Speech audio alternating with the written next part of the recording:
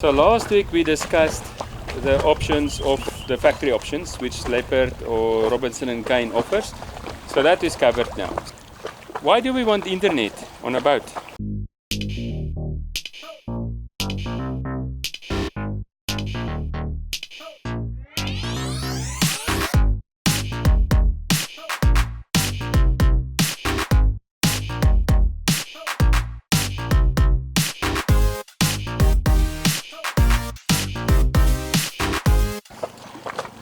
Good morning. We're sitting here at my parents' place. I'm still recovering. The doctors say my arm, this big white thing, might come off very soon, maybe another week and a half. My ribs is fine, so they also coming back. I'm on less painkillers, so that's already a very big step. So this week we're going to discuss the internet option. You might ask, why do we need internet? So first of all, weather.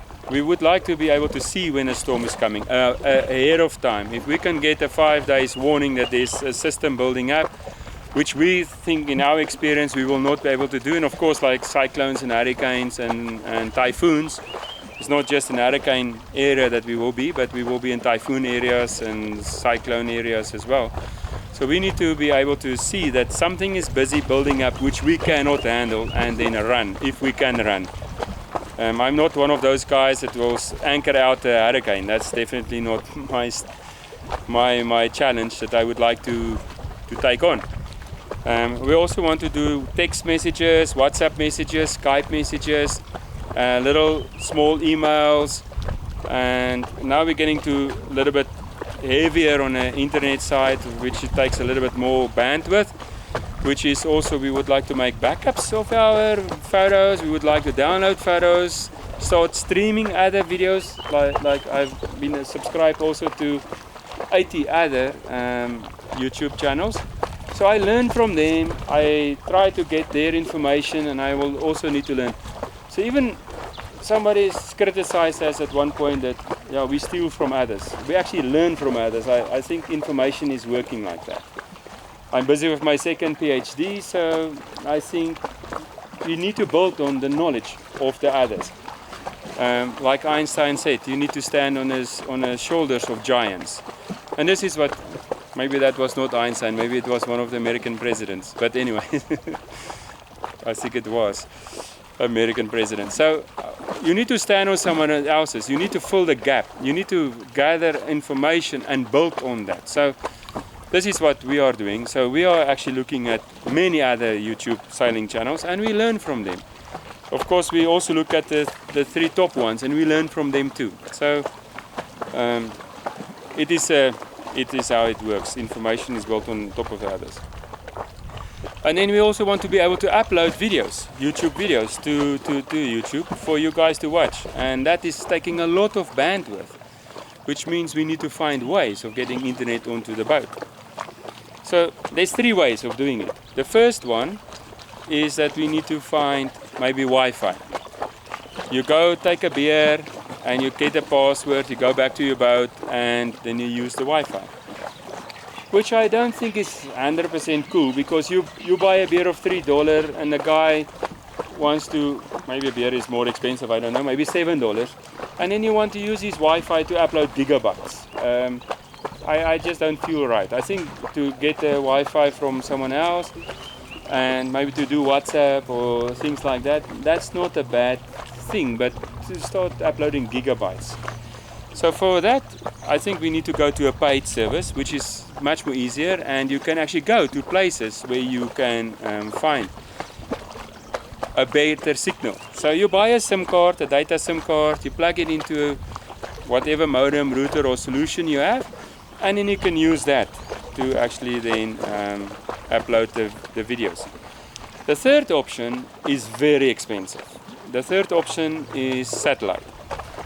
And the higher we go now, satellite is not that expensive. Actually, I will show you the price for satellite very soon. So it's not that expensive, but it doesn't have the bandwidth. I've been an IT advisor for the United Nations now for around 14 years. So in my 14 years I was working in all these post-conflict countries, and developing countries and places like that where there is no mobile services, there is no internet. So I use VSATs many times for this.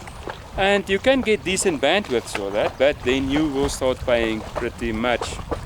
So I was going to show a simple solution with low bandwidth and actually not that expensive. Then if you do the VSAT, we cannot do upload of YouTube, we cannot do our backups, we can only do like emergency emails, text messages and the weather. So let us take the gloomy stuff quickly away. So all the gloomy stuff is now gone, and we start looking at the practical side of things. Each one of these signals will need a different antenna. Each one of these signals that we're going to, or type of signals that we're getting, is using a different frequency. Because it's using a different frequency, we need a different antenna. So you cannot have one antenna that fits everything. So that's a problem that we have. And also the boosters will need a different one. For example, the Wi-Fi is using 5.8 megahertz, which is pretty standard. That is the easy one to do. So you have a simple antenna, simple booster, electronics, and you can upload or you can connect to a Wi-Fi thing. The mobile industry, I'll come to that later. It is a mess. When it comes to frequencies, it is a mess. So VSAT or satellite solution is actually very simplistic. You find a solution provider, you get their little modem, and you connect to the VSAT, and you link.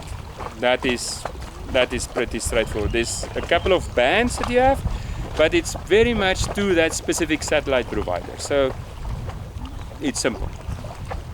All of these things we need to try and connect to one point. We call it a router or a switch or something like that.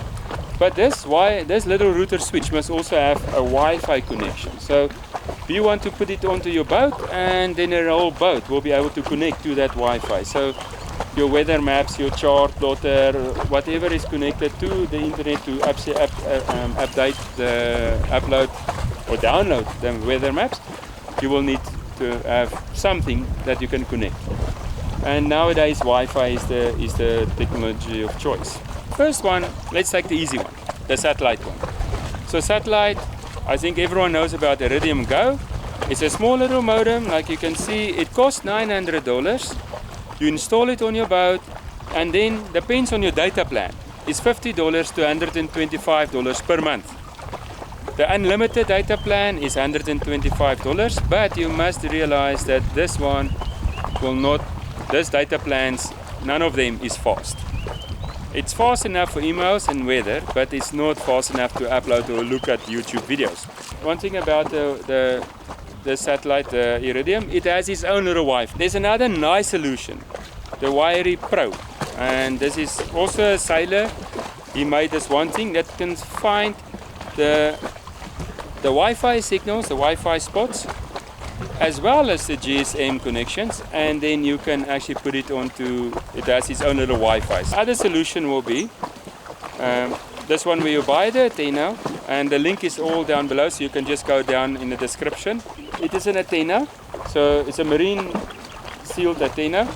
It will have a little booster for actually power over Ethernet to actually boost the antenna, and also to power boost your modem.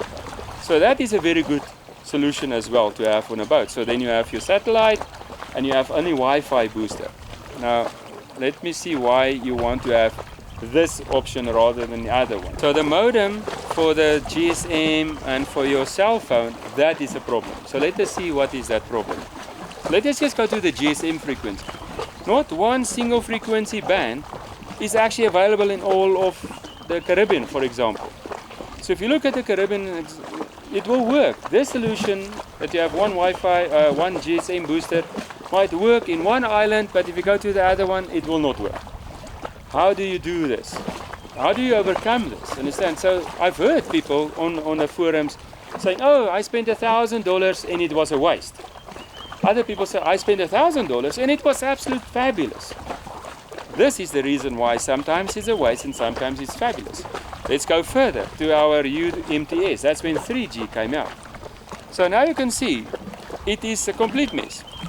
If you want to go to 4G, which is very good, LTE and those kind of things, then you can see it becomes a very much bigger mess.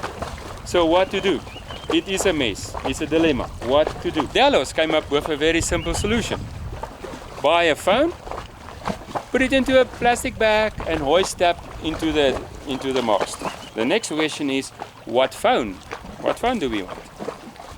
Because not every phone is actually all around. So we need to find a world phone, or most of these phones is also called a quad band, which is not locked. If you have that phone, then you just go to the place where you are, you buy the data SIM card, you stick it into the phone, you hoist it up so that you can get a very far range, and then that phone then will then transmit the Wi-Fi hotspot onto the boat, which you can use then even if you're a little bit off land.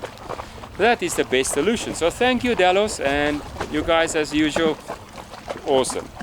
Weather files. What is weather files? There's a thing called grip files.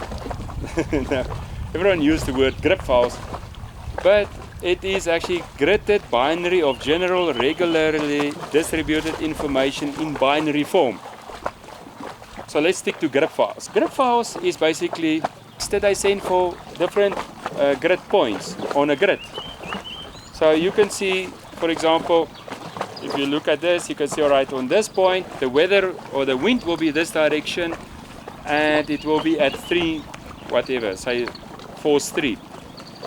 Then at this point, we will have the wind going this way, and it will be force 2. So it has these little grid points spread out, and you can determine how much grid you want to see, how much grid you want to download, how much detail you want to see, and as well, you can maybe download for 10 minutes or every half an hour or every day or every week. Normally they only have very accurately 4 days of advance, but I actually saw some of the software that do like 20 days in front. But that is not, I don't think you can really predict the weather 20 days in advance. But it can start telling you there's a system building up, and it can warn you, giving an advanced warning that something is going to happen. If it doesn't happen, it doesn't happen. But if it does happen and you knew about it 10 days or 20 days in advance, I think it's awesome. So you can see these grid files, every point will have this grid. And the wind is blowing now terribly. So I'm not sure my little fluffy thing is working.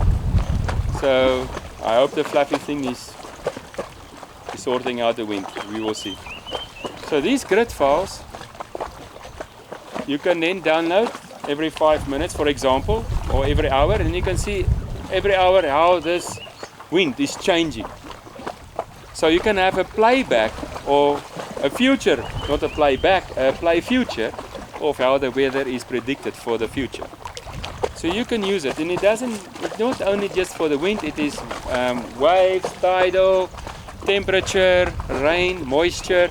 So there's every point has this almost like a 3D or 4D thing that you can give you the wind, the moisture, the temperature, the waves, as you can see here below behind me, and then also the tides. Which software is using it? So let's look at the software it's using. There's many. You can go and Google, and there's many, but I will just maybe give you the top ones that I found, and some of them is free, and some of them you need to pay, not a license fee, but you pay for the program, something like $1, $4, and even some of them is up to $50. So Predict Wind is one of them, and that is on all the platforms. It's on PC, Mac, on phones, on Android, on iPhone, even on Windows Phone. Then there's a free one, which is Zygrip or ZY Grip. It doesn't run on any of the phones, no Android and no iPhone, so it doesn't run on that one, only on the PCs. Then Sail Grip is on Android only, but it is also a very good one, and you can get all the maps, but you can also route and do things with Sail Grip. And then there's also Storm Radar, which is also kind of like cool. And the one that has been used by the Volvo Ocean Race is Squid. I think if the Volvo Ocean Race guys is using it, I'm not sure all of them is using it, but if they use it and it's sponsored, I think it is a pretty cool one, and that one is also available on all the platforms. So I think those are the ones that I will test out, and that's it for this week. So next week, hopefully next week, I will have all the information for the lithium battery system, and then we will look at the lithium battery system and see how that is working out. It's time for you to get out of full screen. Hit the subscribe button if you have not done that before, and then next to the subscribe button there's a bell button. Hit that bell button, and then please go and like our videos if you liked it. Thank you very much, and thank you for all the subscribers. Support us on Patreon, like our pictures on Instagram, and follow us on Facebook to become part of our social active experience.